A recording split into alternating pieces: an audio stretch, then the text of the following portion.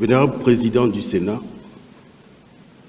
Monsieur le ministre des Affaires foncières et du domaine public, chargé des relations avec le Parlement, Vénérable membre du Bureau du Sénat, Vénérable Président des groupes parlementaires et des commissions permanentes du Sénat, Vénérables sénateurs, Mesdames et Messieurs,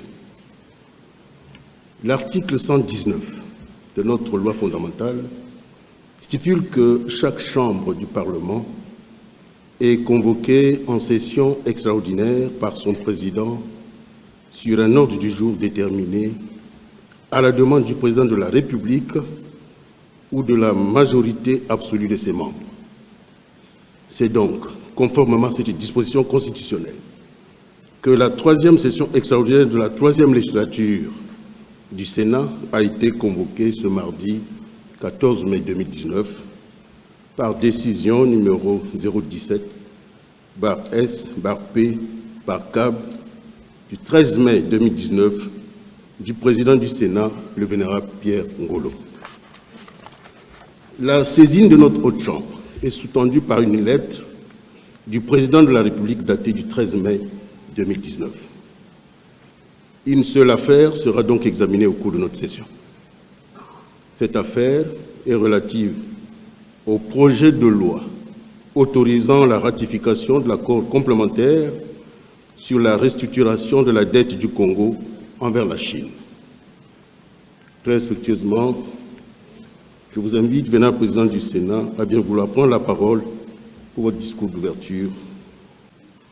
Monsieur le ministre des Affaires foncières et du domaine public, chargé des relations avec le Parlement, vénérables sénateurs et chers collègues, chers collaborateurs, Mesdames, Messieurs, les temps difficiles que nous traversons et sur lesquels nous ne cessons d'attirer l'attention des compatriotes en les appelant au comportement nouveau, compatible avec l'effort de redressement national, viennent, une fois de plus, de bousculer notre calendrier.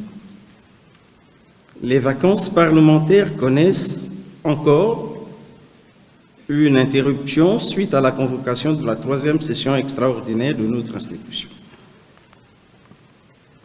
Au moment où s'ouvre cette session, notre Chambre est terriblement secouée et pleure. Un de ses membres, le sénateur Sébastien, élu de la cuvette Ouest, dont il était par ailleurs président de la Fédération du Parti congolais du travail PCT, décédé le 27 avril 2019.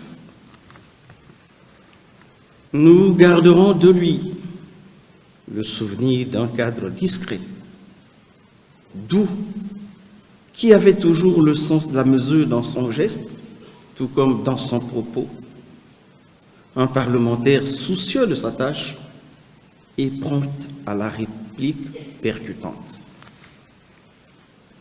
Que ces familles, politiques et biologiques, reçoivent ici l'expression de nos sincères condoléances en sa mémoire. Je vous invite à bien vouloir vous lever et à observer une minute de silence.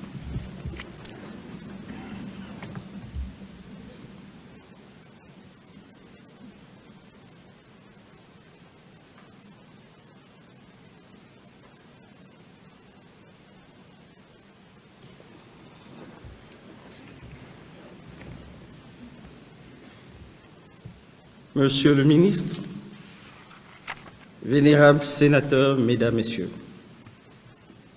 notre Parlement est convoqué en session extraordinaire, dont l'objet porte sur l'accord de rééchelonnement de la dette du Congo envers la Chine, accord conclu le 29 avril 2019 à Pékin. Nous saluons avec enthousiasme cet accord qui représente une étape décisive vers le rétablissement de la viabilité de notre dette et augure des perspectives intéressantes quant à la suite des négociations avec nos partenaires financiers, notamment le Fonds monétaire international et la Banque mondiale. Nous devons souligner, comme l'ont déjà fait les organismes internationaux, le renforcement spectaculaire de la position budgétaire de notre pays, avec un solde budgétaire global passé d'un déficit de 7,4% du PIB en 2017 à un excédent de 6,8% en 2018.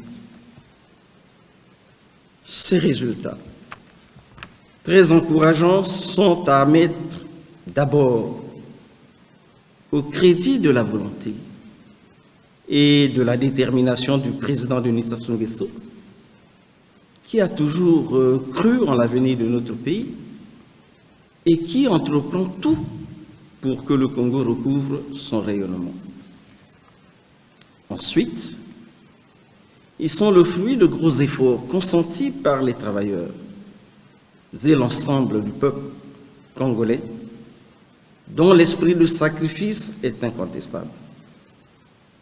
À tous, nous exprimons ici notre profonde reconnaissance. Vénérables sénateurs, chers collaborateurs, en vous conviant à examiner avec célérité et un sens élevé de responsabilité l'unique affaire inscrite à l'ordre du jour, je déclare ouvert les travaux de la 3e session extraordinaire du Sénat.